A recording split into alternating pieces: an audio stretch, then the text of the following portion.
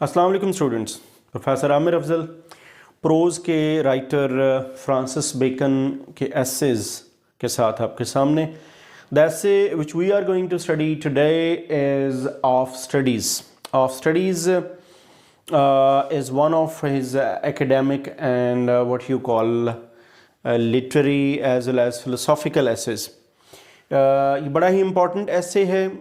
As usual Francis bacon अपनी फ़िलोसॉफ़िकल, literary और practical approach के साथ स्टडीज़ को डिस्कस करता है। सबसे पहली बात, what Bacon says, what are the uses of reading. Now if one is idealist, अगर आप ये समझें कि कोई आदमी आइडियलिस्ट है तो ये कहेगा कि हम पढ़ते इसलिए हैं कि हमारी अपनी शख्सियत में बड़ा निखार पैदा होता है, नॉलेज मिलता है, या हम डिग्री के लिए पढ़ते हैं। But what Bacon says some of us read for delight and some of us read for knowledge, but most importantly reading gives us knowledge which becomes or which can ornament our conversation. It has got an ornamental value. आप पढ़ते हैं, आप books पढ़ते हैं, आप books पढ़ के knowledge gain करते हैं तो आपके काम आएगा। काम किस तरह से आएगा कि आप अपनी गुफ्तगू में उसके रेफरेंसेस देंगे और दूसरे लोगों को इम्प्रेस करेंगे। एक ये और दूसरा एक ही कि आपकी गुफ्तगू बड़ी इंप्रेसिव हो जाएगी। तो इसलिए इसका एक आप ये कह लें एक बड़ा प्रैक्टिकल सा इसने एक निकाला है, इसका आप कह लें कि यूज़ जो है स्टडी का।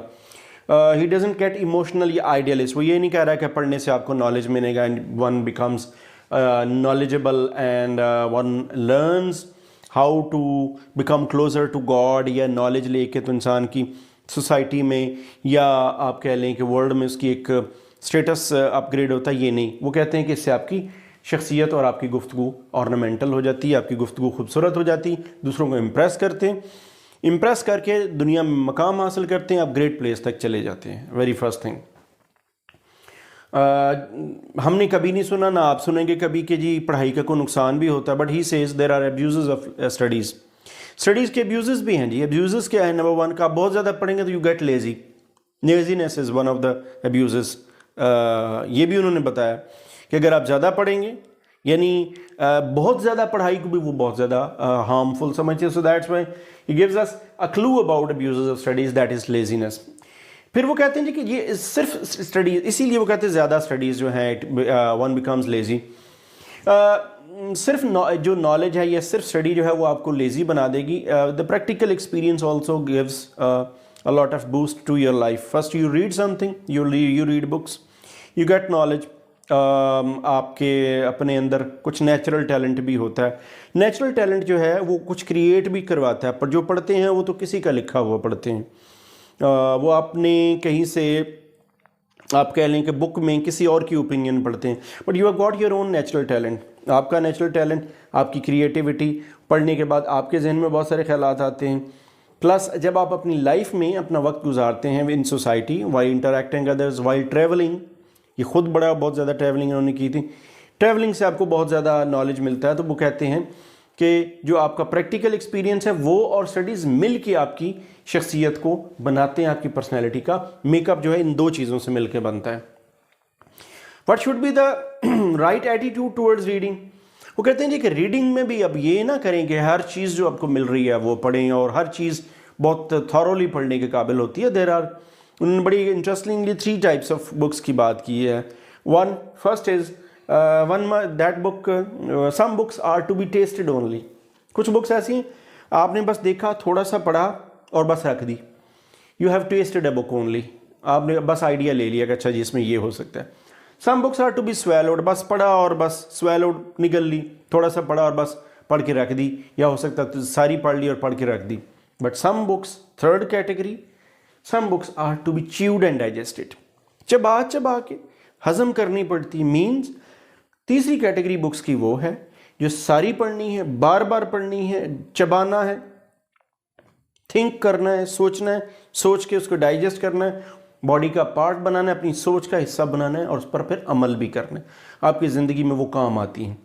तो फिर वो कहते हैं कि रीडिंग जो है वो आपके माइंड को इनलाइटन करती है, लेकिन इनलाइटन करने के लिए आपको पता होना चाहिए कौन सी बुक पढ़नी है, थोड़ी पढ़नी है, ज़्यादा पढ़नी है, कौन सी नहीं पढ़नी, और पढ़ने के आदाब आपको पता होने चाहिए।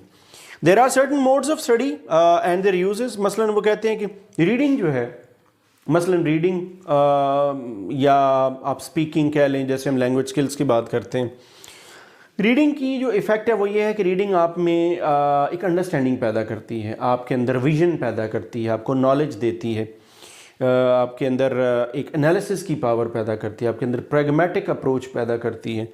जबकि कॉन्वर्सेशन जो है, ये अगर आप सुनते हैं किसी को तो सुनने से आपकी लिसनिंग बेहतर होती है और आपकी कॉन्वर्सेशन जो है वो बेहतर होती है। ये आइडिया वो डिस्कस करते हैं। डिफरेंट वैल्यूज़ हैं सब्जेक्ट्स की।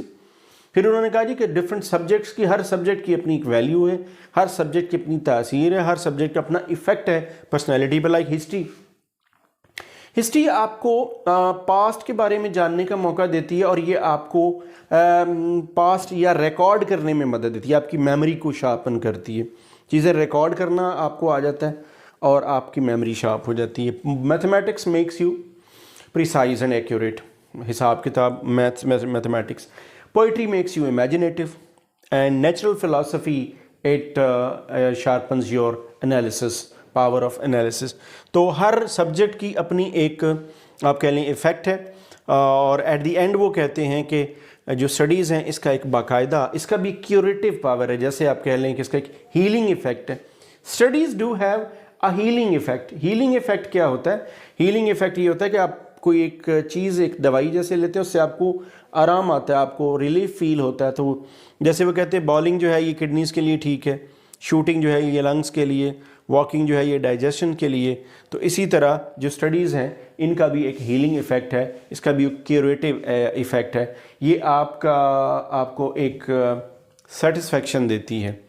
It in fact makes you aware of the world.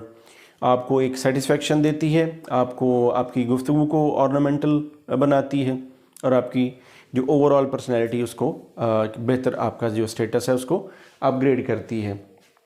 Again practical ideas हैं, very good use of similes and metaphors, very good use of historical references, good use of words and most importantly इस ऐसे में भी उनकी जो प्रिसाइजनेस और जो उनका एक्यूरेसी है, हर सब्जेक्ट कहीं कोई डाइग्रेशन नहीं है, पॉइंट्स बिल्कुल फिक्स करके एक दूसरे के बिल्कुल साथ चला के तो वो अपना ऐसे लिखते हैं। This was of studies. With next essay I will come back in next video. Thanks for watching.